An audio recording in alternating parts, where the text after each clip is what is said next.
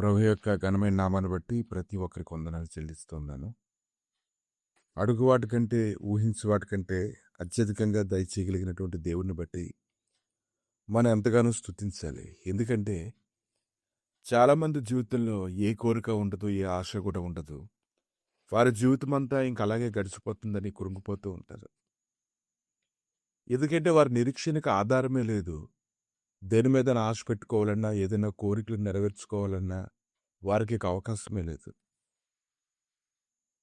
అపోస్తల కార్యాలు 3వ అధ్యాయము 1 నుంచి కొన్ని వచనాలు చూసినప్పుడు, పగలు 3 గంటలకు ప్రార్థనా కాలమున పేతురును యోహానును దేవాలయంలోకి ఎక్కి వెళ్ళుచుండగా, పుట్టిది మొదలుకొని కుంటివాడిని ఒక మనుషుడు మోసుకుని పోబడుచుండెను. వాడు దేవాలయంలోనికి వెళ్లి వారిని భిక్షం అడుగుటకు కొందరు ప్రతిదినము వారిని శృంగారమును దేవాలయపు ద్వారమునద్ద ఉంచుచూ వచ్చిరి. అటువంటి వ్యక్తికి తన హృదయంలో ఎటువంటి కోరికలుంటాయి? ప్రతిరోజు కూడా ఎవరో ఒకరు తనకు సహాయం చేస్తే చాలని అతను కోరుకుంటాడు తప్ప, ఎంతో కొంత దొరికితే చాలని అనుకుంటాడు తప్ప, అంతకు మించినటువంటి ఆశలు, కోరికలు అతని హృదయంలో ఏమీ ఉండవు, లేవు కూడా. పేతురు యోహానును దేవాలయంలో ప్రవేశింపబోనప్పుడు వాడు చూసి భిక్షం అడుగగా, పేతురుడు యోహానును వారిని తేరు చూసి మా తట్టు చూడమనిరి. వాడు వారి యొద్ద ఏమైనా దొరికినని కనిపెట్టుచు వారి యొద్ద లక్ష్యం ఉంచెను. వాని కోరిక అంతే, వాడి ఆలోచన అంతే. అంతకు మించి అతనికి ముందుకు వెళ్ళడానికి అతనికి అవకాశం లేదు. ప్రతిరోజు వాడిని తీసుకొని వచ్చేటువంటి వారు ఎలా తీసుకొని వస్తున్నారో, ఇష్టపూర్వకంగా తీసుకొని వస్తున్నారో, లేదు తప్పదు అన్నట్టు తీసుకొని వస్తున్నారో కూడా తెలియదు. అంతటి పేతురు వెండి బంగారం నా యొద్ద లేవు గాని నాకు కలిగిందని నీకు ఇచ్చుచున్నాను. నజరేయుడైన యేసుక్రీస్తు నామమున నడువమని చెప్పి వాని కుడిచేయి పట్టుకుని లేవనెత్తెను. వెంటనే వాని పాదములను చీలమండలను బలము పొందెను. వాడి దిగ్గిన లేచి నిలిచి నడిచెను. నడుచుచు గంతులు వేచి దేవుని స్తుతించుచు వారితో కూడా దేవాలయంలోనికి వెళ్ళెను. దేవుని యొక్క కోరిక, దేవుని యొక్క ఉద్దేశము ప్రతి ఒక్కరి ఎడల అది ఉన్నతంగా ఉంటుంది. అది వారి స్థితిగతులను బట్టి కాదు కానీ దేవుని యొక్క ఉన్నతమైనటువంటి ఉద్దేశాలను బట్టి అదైన వారి జీవితం నెరవేర్చుకోవాలని ఆయన కోరుకుంటూ ఉంటాడు, నెరవేర్చుకుంటాడు. ఊహించినటువంటి రీతిలో అనేక మంది పెంట కుప్పల మీద ఉన్నటువంటి వారు లేవనెత్తడానికి ఆయనకు ఒక ప్రత్యేకమైనటువంటి ప్రణాళిక అనేది ఉంది. వాడి దిగ్గున లేచి నిలిచి నడిచెను. నడుచుచు గంతులు వేయచు దేవుని స్తుతించుచు వారితో కూడా దేవాలయంలోకి వెళ్ళాను.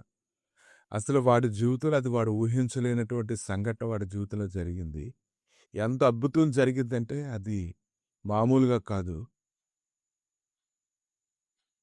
వాడు నడుచుచు దేవుని స్తుతించడం చూచినప్పుడు ప్రజలందరూ చూచి శృంగారమును దేవాలయపు ద్వారమునొద్ద భిక్షము కొరకు కూర్చుండే వాడు వీడే అని గుర్తెరిగి వానికి జరిగిన దాన్ని చూసి విషయంతో నిండి పరవశులైరి. వారే పరవశులైతే ఆ యొక్క వ్యక్తి యొక్క సంగతి ఏంటి? ఆ కుంటివాడైనటువంటి మనుషుల హృదయంలో ఎటువంటి సంతోషము. ఈరోజు ఈ లేఖనాలు వింటున్నటువంటి వారి జీవితంలో ఏ కోరికలు, ఏ ఆశలు, నిరీక్షణకు ఆధారం లేనటువంటి స్థితి వారిలో ఉండొచ్చు. కానీ ఈరోజు దేవుడు తన యొక్క కనికరమును బట్టి ఆయన అత్యధికంగా వేదనలో ఉన్నటువంటి వారిని ప్రేమిస్తున్నటువంటి దాన్ని బట్టి ప్రజలందరూ ఆశ్చర్యపోయేలాగా కుంటుపడినటువంటి నీ స్థితిలో నుంచి దేవుడు నిన్ను గొప్ప చేసి ప్రజలందరూ వీడేనా అని ఆశ్చర్యపోయేలా చేయడానికి దేవుడు సంకల్పం కలిగి ఉన్నాడు. వారు ఎవరైతేనేమి, ఈ దినాన్న దేవుడైతే నీ పట్ల దేవుడు ఒక ఉన్నతమైన ఉద్దేశం నెరవేర్చడానికి ఆయన మార్గాన్ని సరళం చేస్తున్నాడు. కాబట్టి నువ్వు స్తుతించు, నువ్వు వేచి చూడు. ప్రజలందరూ నిన్ను చూసి భయపడేలాగా దేవుని యొక్క ఆశీర్వాదం నీ మీద ఉందని దారిని పోయేవారు అందరూ మాట్లాడుకునేలాగా చేయడానికి ఆయన శక్తిమంతుడే ఉన్నాడు.